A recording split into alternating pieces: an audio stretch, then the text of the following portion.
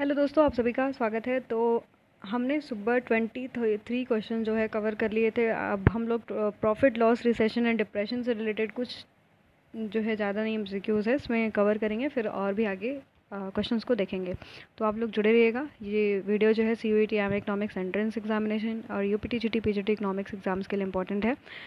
तो चलिए स्टार्ट करते हैं पहले क्वेश्चन से। Who among the following has suggested migration of accrual accounting system cash based accounting system in India? तो किसने ये सजेस्ट किया था? तो याद रखिएगा सी रंगराजन के द्वारा जो है ये आपके सजेस्ट किया गया था। तो ऑप्शन जो आपका डी है वो आपका करेक्ट है। 25 देख लेते हैं। यहाँ पर consider the following action of government cutting tax rate. क्या ये आपका जो है सरकार का एक्शन है? क्या सरकार जो है टैक्स को कट कर सकती है? फिर दूसरा ऑप्शन देख लेते हैं, government increase the government spending, यहाँ पर तीसरा है और दूसरा है, एंड तीसरा है आपका एबोलिशन ऑफ सब्सिडीज़।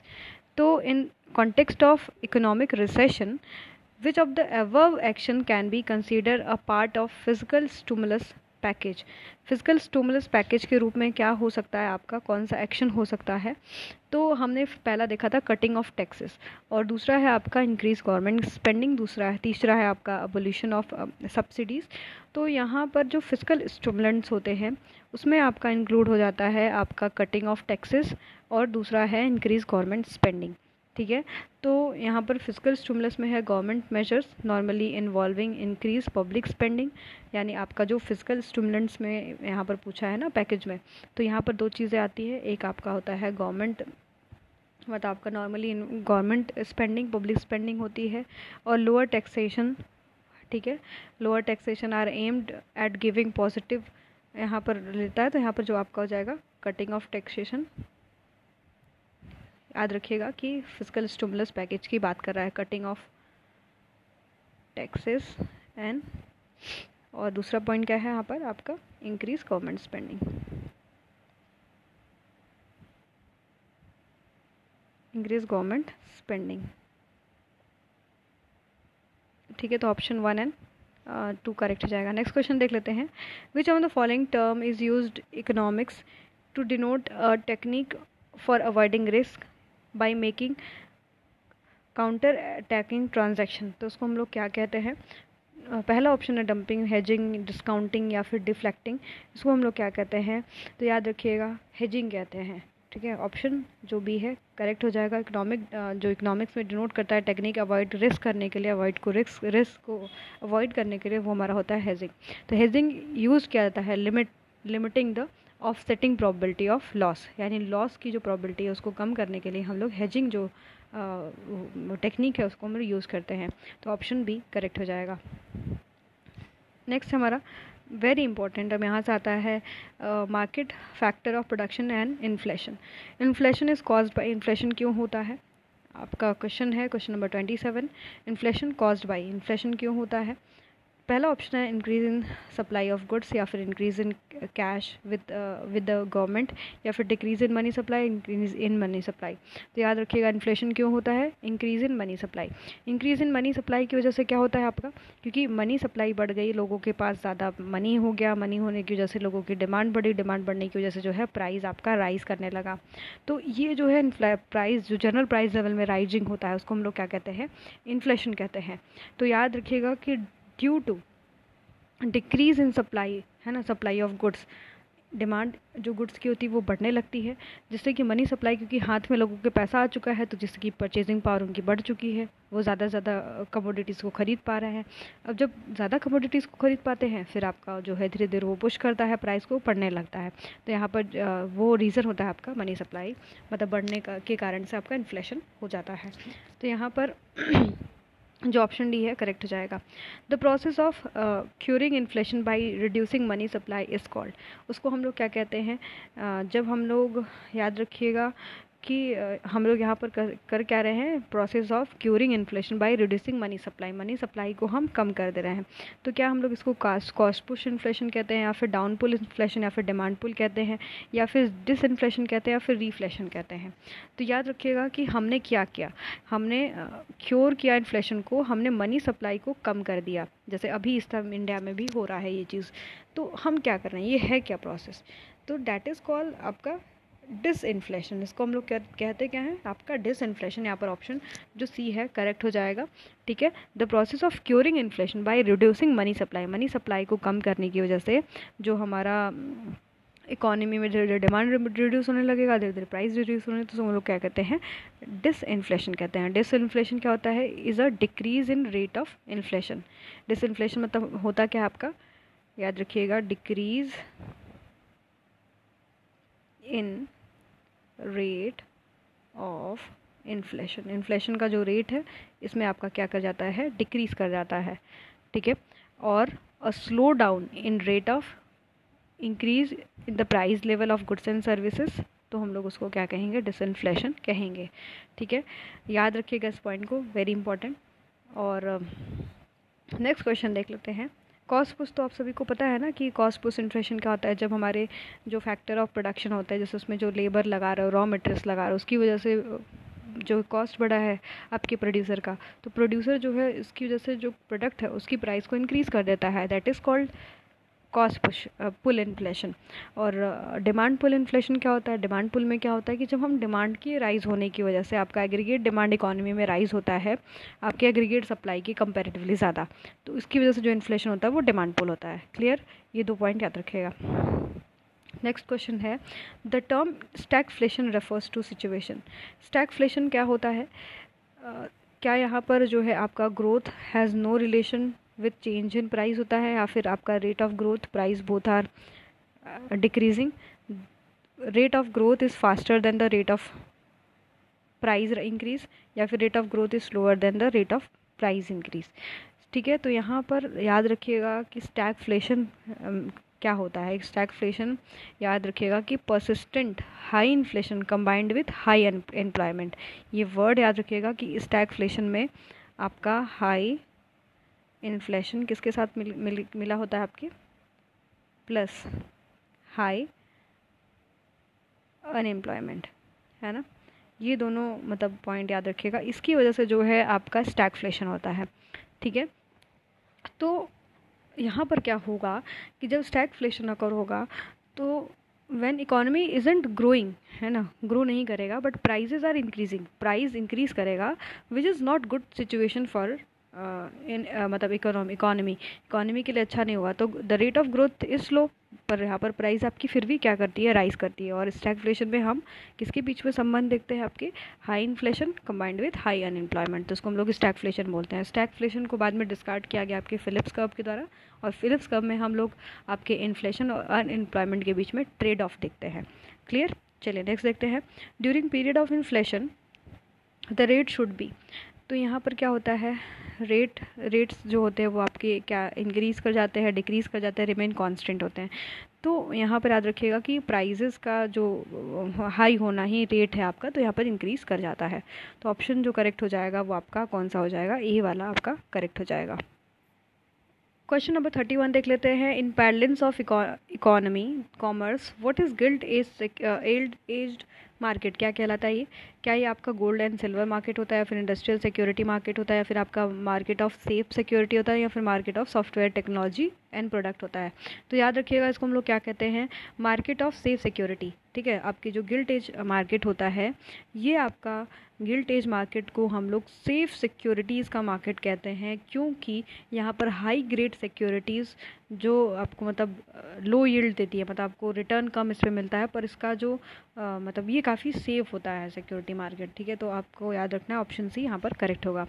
नेक्स्ट हमारा है, inflation in India is measured on which of the following indices and indicators, कौन से आपके इंडेक्सेस और इंडिकेटर्स से यहाँ पर आपका नापा जाता है। तो क्या आपका है कॉस्ट ऑफ लिविंग इंडेक्स जो है CLI, या फिर आपका कंज्यूमर प्राइस इंडेक्स, या फिर GDP, या फिर आपका होलसेल प्राइस इंडेक्स। तो याद रखिएगा कि इंडिया में जो इन्फ्लेशन मेज़र किया जाता है वो कौन से मापा जाता है, आपके wholesale price index. Very important question है, यहाँ पर लिख लीजिएगा इसको। होलसेल प्राइस इंडेक्स से इसको मेज़र किया जाता है। Inflation India is measured on the wholesale price index, ठीक है। और होलसेल प्राइस इंडेक्स जो होता है यहाँ पर फ्यू रिलेवेंट है, यहाँ पर कमोडिटीज़ में कमोडिटीज़ को ज़्यादा वेट नहीं देते हैं, ठीक है। और कंज्यूमर प्राइस जो इंडेक्स है इट इज़ क्या करता है, examine the weightage average of price of basket of the goods and services, ठीक है। तो यहाँ पर बस ये पॉइंट याद रखिए कि इन्फ्लेशन जो मेज़र किया जाता है इंडिया में वो कौन से वाले इंडेक्स से मेज़र किया जाता है, WPI से मेज़र किया जाता है। नेक्स्ट है when the prices of commodities goods and services start declining consistently the phenomena is called. यहाँ पर जो है प्राइसेस ऑफ द कमोडिटी क्या कर रही है, गुड्स एंड सर्विसेज डिक्लाइन कर रही है लगातार। तो क्या है ये, तो याद रखिएगा पहला आपका है डिस्काउंट फील्ड, या फिर डिफ्लेशन, या फिर नेगेटिव ग्रोथ, या फिर मार्केट कैपिटलिज्म, तो उसको हम लोग बोलते हैं डिफ्लेशन, ठीक है। यहाँ पर आपका क्या हो रहा है कि कमोडिटी की प्राइस में कंसिस्टेंटली फॉलिंग दिख रहा है, उसका प्राइस जो है गिर रहा है। तो याद रखिएगा कि जब आपका प्राइस गिरने लगे तो उसको हम लोग डिफ्लेशन बोलते हैं, जो कि अपोजिट है इन्फ्लेशन का, ठीक है। क्यों डिफ्लेशन हो रहा है, क्योंकि एग्रीगेट डिमांड जो है आपकी क्या कर रही है, गिर रही है, ठीक है। और इसकी वजह से आपका जो है प्राइस भी फॉल कर रहा है। क्लियर, चलिए नेक्स्ट देख लेते हैं। The basis of determining dearness allowance to government employ in India. क्या है आपका dearness allowance to government employ के लिए, तो ये किस बेसिस पे आधारित मतलब आपका होता है, जो कि डिटरमाइन करता है आपका डियरनेस अलाउंस को, मतलब DA भी कहते हैं इसको। तो क्या ये नेशनल इनकम है, या फिर आपका कंज्यूमर प्राइस इंडेक्स है, या फिर स्टैंडर्ड ऑफ लिविंग है, या फिर पर कैपिटा इनकम। तो जो कंज्यूमर प्राइस इंडेक्स है वो डियरनेस अलाउंस को डिटरमाइन करता है, ठीक है।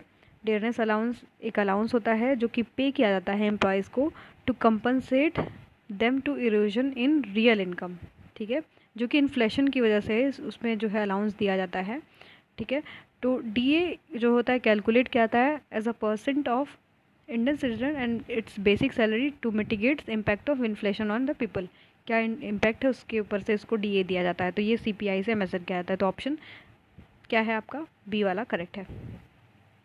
नेक्स्ट है आपका economic growth is usually coupled with, किसके साथ आपका इकोनॉमिक ग्रोथ कपल्ड होता है, डिफ्लेशन के साथ, या फिर इन्फ्लेशन के साथ, या फिर हाइपर इन्फ्लेशन के साथ, या फिर आपका स्टैगफ्लेशन के साथ। तो याद रखिएगा इकोनॉमिक ग्रोथ हमेशा इन्फ्लेशन के साथ आपका कपल्ड होता है। नेक्स्ट हमारा consider the following statement regard to the money market in India. in market for short term funds with maturity ranging from overnight to 1 year, it acts as a instrument of liquidity adjustment for central bank। तो यहाँ पर आपका कौन सा true है ये देखते हैं। तो 36 का पहला है आपका शॉर्ट टर्म की बात कर रहा है, ठीक है। तो पहला ऑप्शन only 1 है, दूसरा ऑप्शन आपका only 2, ठीक है। नेक्स्ट देख लेते हैं, क्या है आपका यहाँ पर बोथ A एंड B दोनों ट्रू है, या फिर आपका नाइदर 1 नाइदर ट्रू। तो याद रखिएगा कौन सा पॉइंट यहाँ पर करेक्ट, तो याद रखिएगा यहाँ पर दोनों पॉइंट आपका करेक्ट है। Market for short term fund with maturity ranging overnight in 1 year, मतलब आपके जो मनी मार्केट है बेसिकली, यहाँ पर दोनों करेक्ट है, आपका बोथ करेक्ट हो जाएगा, ऑप्शन सी है। तो मनी मार्केट आपका फाइनेंशियल इंस्टीट्यूशन होता है जहाँ पर कि आप देखते हो कि आप क्या कर सकते हो, money credit who wish to either borrow और लैंड, है ना, आराम से बोरो और लैंडिंग कर सकते हो। और बोरोइंग जो होता है वो शॉर्ट टर्म के लिए भी, मतलब 12 महीने के लिए भी हो सकता है। और मनी मार्केट क्या होता है आपका, instrument of liquidity adjustment for the central bank, है ना। यहाँ पर जो है पेपर मनी का यूज़ किया जाता है ना, तो दैट इज़ हाईली लिक्विड होता है। तो यहाँ पर दोनों ऑप्शन जो है करेक्ट है। नेक्स्ट देख लेते हैं,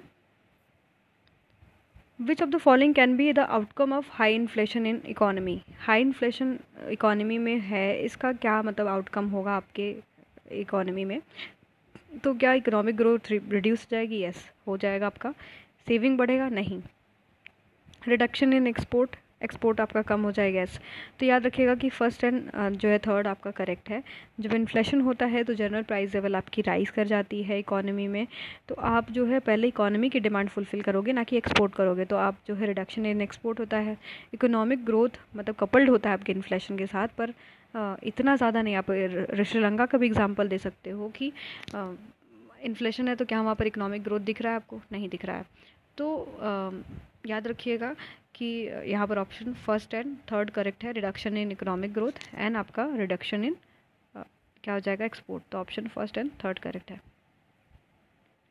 नेक्स्ट देख लेते हैं, in economy a condition of lack of money supply in comparison to the supply of goods and services will lead to, आपका क्या ला देगा, कौन सा स्थिति ला देगा? इकोनॉमी में लैक ऑफ मनी सप्लाई है, मनी सप्लाई क्या है? कम है, तो मतलब इन्फ्लेशन तो होगा नहीं, मनी सप्लाई ज़्यादा होता तो सही होता। पर सप्लाई ऑफ गुड्स क्या है आपकी? Condition of lack of money supply in comparison to, मतलब आपका गुड्स का सप्लाई ठीक है, तो प्राइसेस आपकी क्या करने लगेगी? फॉल करने लगेगी, परसिस्टेंस, क्योंकि सप्लाई ज़्यादा है फूड की एज़ कम्पेयर टू आपके डिमांड के उसके, तो यहाँ पर जो है डिफ्लेशन की स्थिति बन जाएगी। तो ऑप्शन बी आपका करेक्ट हो जाएगा। नेक्स्ट देख लेते हैं, consider the following statement regarding the headline inflation. Headline inflation के बारे में कौन सा स्टेटमेंट करेक्ट है? It provide accurate picture of inflation in your country and it is affected by short term transitory effects of price of product. तो यहाँ पर जो है हेडलाइन इन्फ्लेशन की बात कर रहा है। तो यहाँ पर याद रखिएगा कि ये जो होता है इफेक्ट करता है short term transitory effect of price of product को, ठीक है। ऑप्शन बी यहाँ पर करेक्ट होगा। तो याद रखिएगा हेडलाइन इन्फ्लेशन को हम और क्या बोलते हैं? ये WPI भी इसको हम लोग कहते हैं, WPI भी कहते हैं आपके हेडलाइन इन्फ्लेशन को, ठीक है। और ये क्या मेज़र करता है? आपके टोटल इन्फ्लेशन को विद इन द इकोनॉमी आपकी क्या है वो आपके इसको मेज़र करता है। क्लियर? इस पॉइंट को याद रखिएगा कि हेडलाइन इन्फ्लेशन को हम लोग और क्या कहते हैं? WPI भी कहते हैं, यानी होलसेल प्राइस इंडेक्स कहते हैं। नेक्स्ट देख लेते हैं, which of the following step will result containing inflation। आपका जो है कौन सा स्टेप रिजल्ट होगा जो कि इन्फ्लेशन को कंटेन करके रखता है, पुश करता है? तो क्या इंक्रीज़ इन CRR, या फिर decrease in statutory liquidity ratio, या फिर permitting central state agency to import duties free pulses and sugar? तो यहाँ पर कौन सा वाला करेक्ट हो जाएगा? तो जब आपको इंक्रीज इन CRR, आप CRR को मतलब बढ़ा दोगे तो आपका इन्फ्लेशन कम हो जाएगा। क्यों? क्योंकि कैश रिजर्व रेशियो जो है आपका, आपको पता है कि क्या करता है? कर्व करता है इन्फ्लेशन को, है ना, रोकता है क्या? CRR, ठीक है। कैश रिजर्व रेशियो परमिट करेगा अगर central agency to import duty free, अगर इम्पोर्ट ड्यूटी फ्री पल्सेस को मतलब बढ़ावा देगा तो भी मतलब देश के लिए अच्छा होगा। तो ऑप्शन बी करेक्ट हो जाएगा, ठीक है। In order to curb inflation if CRR increase then it will take, क्या करेगा? आपकी लिक्विडिटी का जो आपके इकोनॉमी में है उसको कम कर देगा, ठीक है। तो इन्फ्लेशन क्या हो जाएगा? आपका कम हो जाएगा। इन्फ्लेशन में ऑल्सो भी curb by permitting central state agency to import duty free pulses and sugar, इससे भी आपका जो है इन्फ्लेशन कम हो जाएगा, क्योंकि बाहर से जो चीज़ें आएंगी आपके फूड सप्लाई बढ़ जाएगा। सप्लाई बढ़ने की वजह से जो है आपके देश में कमी नहीं रहेगी, तो डिमांड जो है फुलफ़िल होते जाएगा, तो प्राइस राइज नहीं करेगा। तो ये दो कारण हो सकते हैं। पर यहाँ पर डिक्रीज इन SLR तो आपके पुश करेगा इन्फ्लेशन को, ठीक है, बढ़ावा देगा। चलिए नेक्स्ट देख लेते हैं, in India inflation is measured by, किससे मेज़र किया जाता है आपके इंडिया में इन्फ्लेशन को? अभी हमने देखा था, तो WPI से मेज़र करते हैं, ठीक है।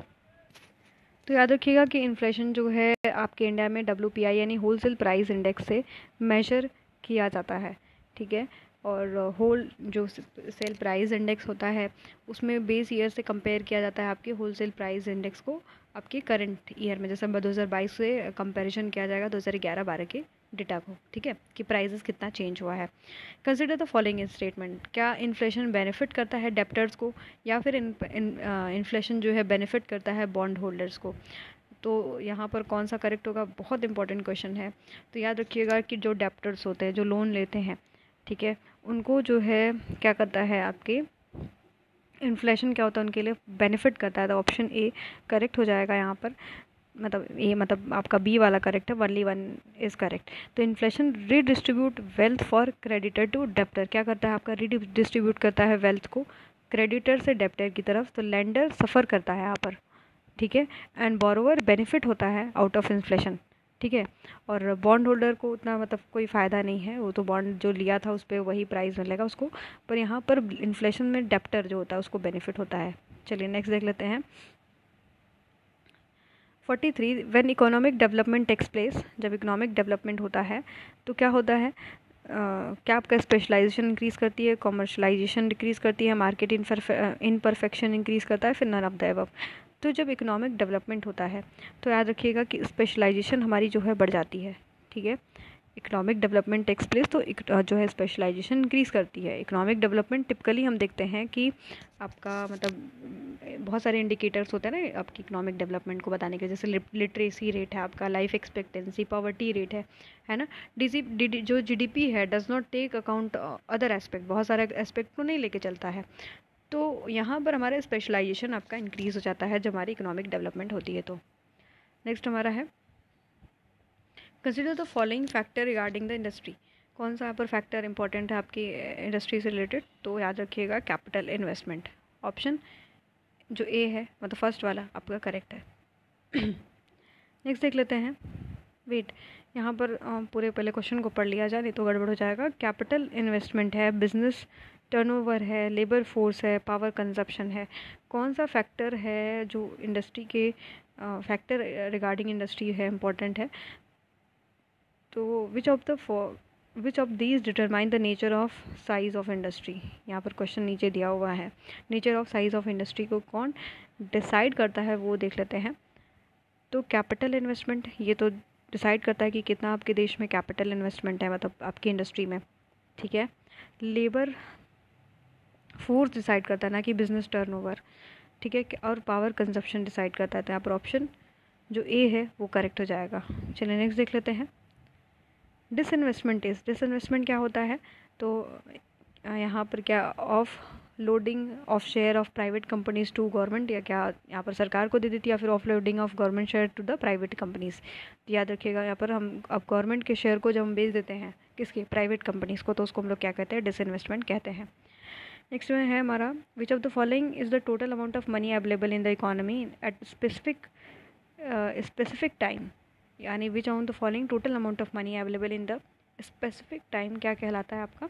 तो क्या हम उसको नियर मनी कहते हैं, क्या हम उसको नैरो मनी कहते हैं, क्या हम उसको जो है मनी वॉल्यूम कहते हैं, या फिर हम जो है उसको कहते हैं मनी स्टॉक। तो याद रखिएगा कि यहाँ पर ऑप्शन डी करेक्ट होगा, जो आपकी इकोनॉमी में पूरा पैसा है उसको हम लोग मनी स्टॉक कहते हैं, ठीक है। तो मनी सप्लाई और मनी स्टॉक ही कहा जाता है आपका total amount of monetary asset that are available in the economy for a specific period of time, वो हम लोग का क्या कहलाता है आपका, याद रखिएगा कि मनी स्टॉक कहलाता है। नियर मनी क्या होती है, दो कंसेप्ट आपने देखा, एक नियर मनी एक नैरो मनी। नियर मनी क्या होती है, तो जो आपका कन्वर्टेबल इनटू कैश होता है जो मनी है ना, जल्दी मतलब नियर मनी को क्या कहते हैं हम लोग, जो जल्दी कन्वर्ट हो जाए किस में, कैश में, है ना, कैश में कन्वर्ट हो जाए उसको हम लोग क्या कहते हैं, जैसे बिल ऑफ एक्सचेंज है ना, ये सब आपका नियर मनी हो गया, ठीक है। नैरो मनी क्या होता है, money in the form that can be use to medium of exchange, जैसे नोट कॉइन है ना, जैसे सर्टेन बैलेंस को हम लोग करते हैं तो हम लोग क्या कहते हैं उसको नैरो मनी कहते हैं, ठीक है। तो यहाँ पर मनी स्टॉक हो जाएगा। 47 देख लेते हैं।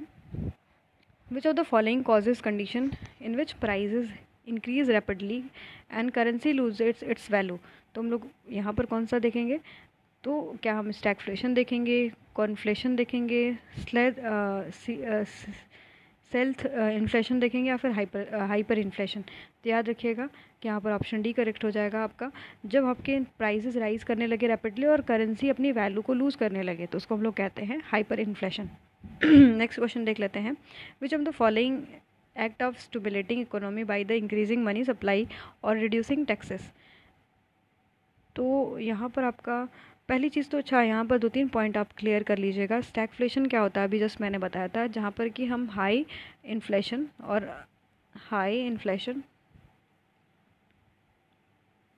और हाई अनएम्प्लॉयमेंट के बीच में ट्रेड ऑफ देखते हैं, मतलब सॉरी पॉजिटिव रिलेशन। जब आपके हाई इन्फ्लेशन इकोनॉमी होती है तो हाई अनएम्प्लॉयमेंट भी होता है, ठीक है, हाई अनएम्प्लॉयमेंट भी होता है, ठीक है। और यहाँ पर हमारा क्या होता है, याद रखिएगा, कॉम्बिनेशन को स्टैगफ्लेशन कहते हैं। कॉन्फ्लेशन क्या होता है?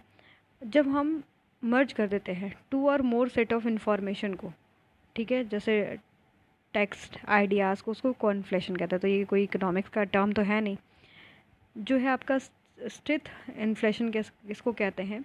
द टाइप ऑफ चार्जेस और fees created by business to gain extra profit, उसको हम लोग कहते हैं। तो ये भी आपके इन्फ्लेशन से कोई पॉइंट इसका नहीं है। और हाइपर इन्फ्लेशन तो आपको पता है कि डबल डिजिट ट्रिपल डिजिट में भी हो सकता है, ठीक है। तो hyper inflation that is. Next हमारा है which among the following act of stimulating economy by increase the money supply और बाई रिड्यूसिंग टैक्सेस। तो हम लोग को क्या यहाँ पर देखने के लिए मिलेगा?